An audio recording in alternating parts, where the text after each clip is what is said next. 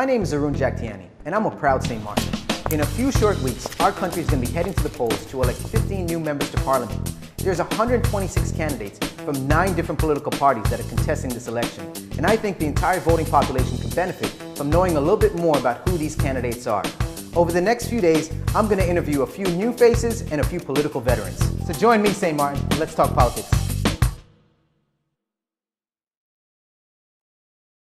Welcome to another edition of Talking Politics with Arun. I'm joined today by the number 9 candidate on the National Alliance list. He's none other than Mr. Ardwell Irion. A pleasure to have you. How are you doing today, Ardwell? Good afternoon, Arun. Thanks for having me. I'm doing good. Excellent, excellent. So, Ardwell, earlier today I made a comment to a friend that I was going to be interviewing you, and she's somebody who kind of keeps her ear close to the political scene, so to speak. And she made a comment to me that, oh, Ardwell is one of the new candidates that all the parties wanted. Okay. Is there any truth to that? And if there is, why do you think that's the case?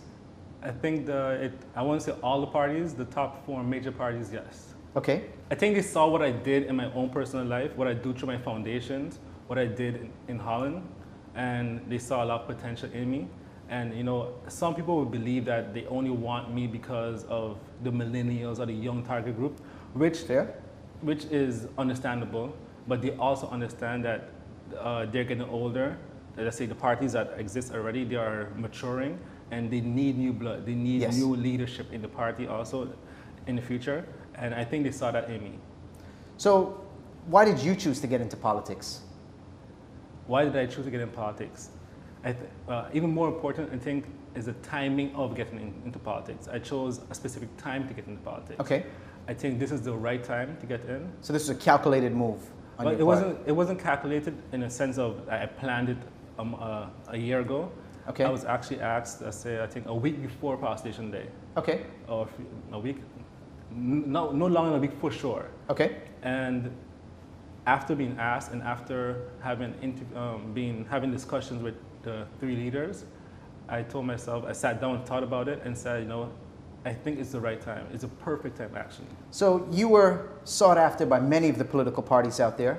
Why did you choose to run with National Alliance? National Alliance was the party that was most receptive, I believe, and saw the vision that I had as a young professional. Okay. And I think I made the right decision also since my decision, I've seen how they have accepted me and they embrace me and they take my ideas fully. Okay. So I'm for sure, I'm happy with my decision.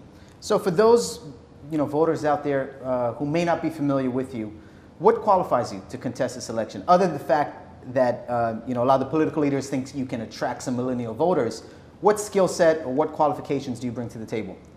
First, I would say the voters, they already set the criteria. They did. That's why I said initially it's the right time. I could have ran 2 years ago in the first election. I didn't. The voters, the electorate of St. Martin, they're saying we want a change. Yes. We want to see new people in Parliament. We want to see people that can represent them, that they can be proud of. And because of the new criteria set, I think St. Martin is ready for me. Gotcha. So not that I was ready to run, I think St. Martin is all ready for me. Okay.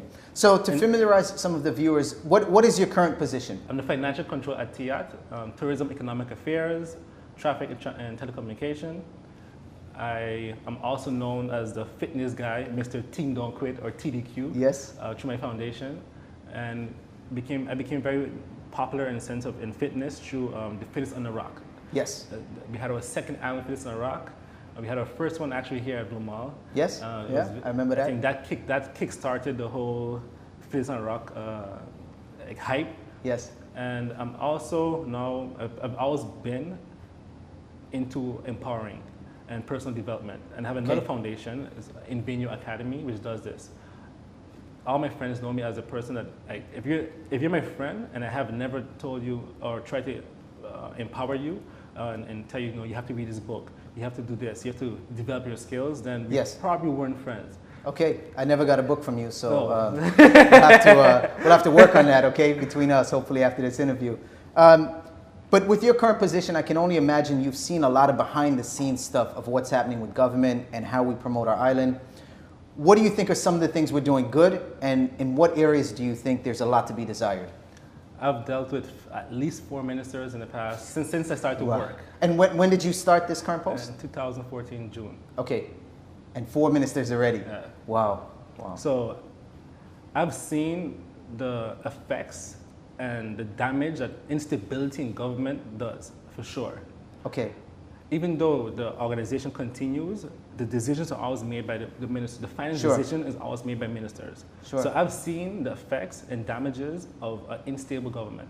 Yes. I'm a person that believes that stability brings growth. Yes.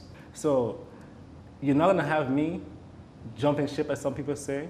I also believe in an independent thinking. So being able to say, you know, guys, even with your own party, I think that this is the way we should go. Okay. Not blindly follow, but bring something to your party and say, hey guys, maybe we should actually consider this or consider that. Bring suggestions to the party, not just they say A and you say nothing. No, you should always be able to feel confident in the decision of yourself and the party. Yes. Okay. Recently, a topic that's made a lot of headlines was stimulated by, I guess, the leader of your party, Prime Minister, Mr. William Marlin, and also the Finance Minister, Mr. Richard Gibson. There's been several press releases now concerning the China Pro project. What are your thoughts on that project and the way it was introduced to the community? You know, some people talk about the introduction of the project. I was happy to see a project introduced. You know, good point. Yeah, true. You're in real estate. You're in real estate business. You see a lot of projects get done, right? We see a lot that just start off with a big, pretty drawing, which is the stage where this is at, in all fairness, but and never move forward. Exactly, but the community doesn't see it. Correct. If you drive around the whole island right now, this project from the airport happening right now, the whole airport section is being developed right now. Yes. I've never seen a project brought to the community. I've never seen a town hall meeting given or provided to the community. Okay. And so I was happy to at least be involved in be able to ask questions at this town hall meeting.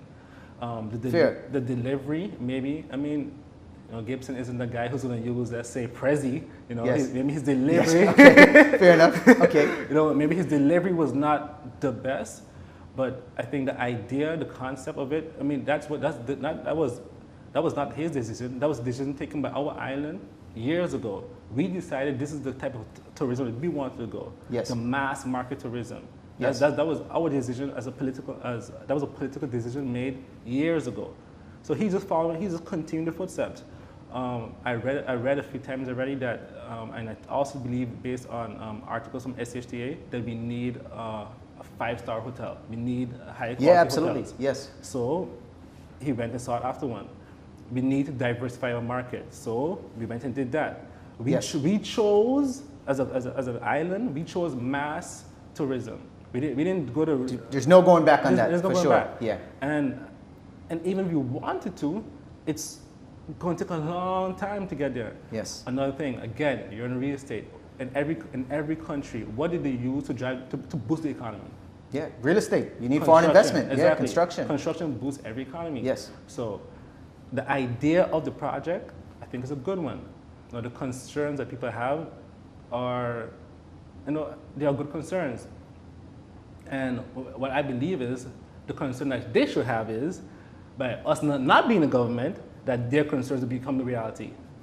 Okay. The National Alliance says, with this project, we'll guarantee jobs for locals, we'll guarantee tourism, yes, and we will guarantee that the environment will be taken into account. So is this project only possible with a National Alliance-led government? So, argument's sake, after Election Day, if National Alliance does not find itself in a position of either where they're part of the ruling coalition or a flat-out mandate, so if they're in the opposition benches, will this project then go on the shelf, or do you think another government can step in and run with this project?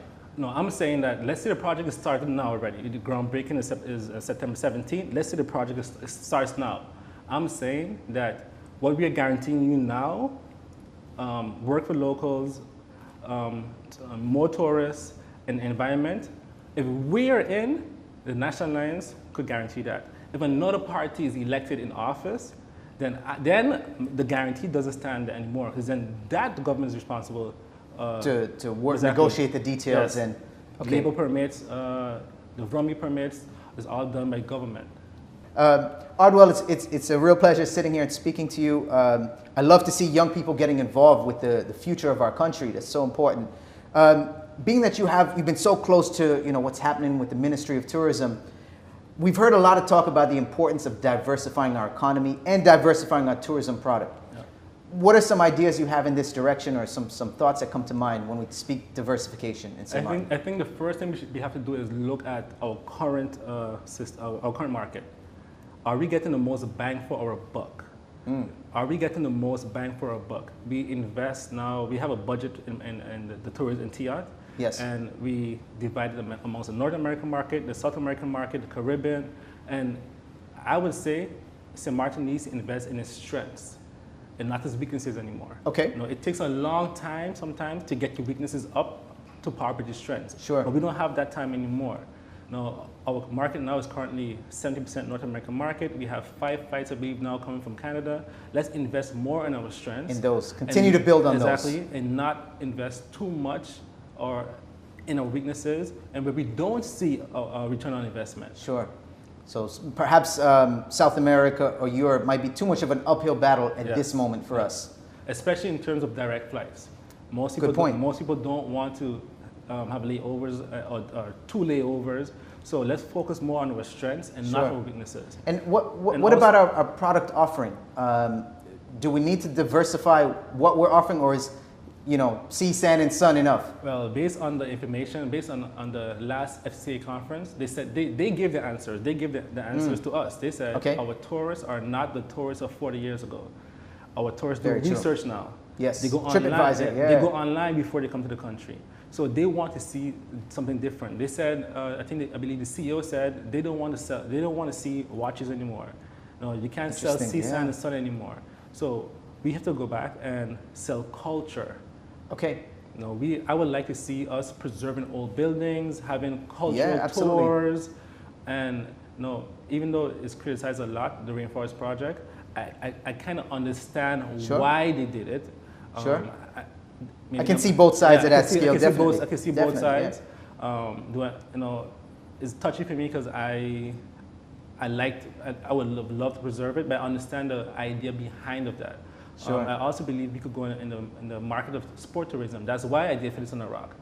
It's proven. That's interesting, yeah. Well, there's a lot of like the Spartan event and the Tough Mudder.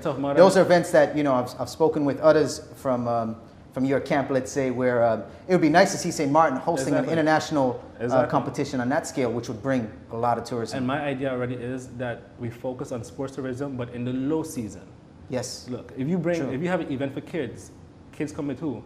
Their parents. Of course. If you have, and this Tough Mudder, the ticket alone, I traveled to other countries. I know several other guys from here that have traveled for this. We paid a ticket to play in mud for 5 hours in another country, and we paid a $150 ticket for that. Just to participate in that. Just to participate in that. And these events have gotten huge worldwide. And we have a beautiful island. People would love to come and do this here. Of course, we could set up obstacle courses on the beach. We have to start to diversify our market, and I think that's not being done now. We're so focused on one little project at a time instead of having a long-term plan, a long-term vision for the island. Thank you so much, Ardwell. I know we could go on and on. I would love to exchange some more ideas with you. I wish you the best of luck come September 26th. Again, he's the number 9 candidate on the National Alliance list. He's a first-time candidate filled with passion and energy. Ardwell, in conclusion, I'd love to give you a few moments just to talk directly to the voters and send them your final message. If you want proper representation in Parliament or government, if you want somebody that your kids could look up to, if you want somebody that could represent you abroad, someone that understands finance, that understands the economy, that understands the St. Martin's needs, innovative thinkers. If you believe that being innovative thinkers, then vote for me, Irion, National Alliance number 9.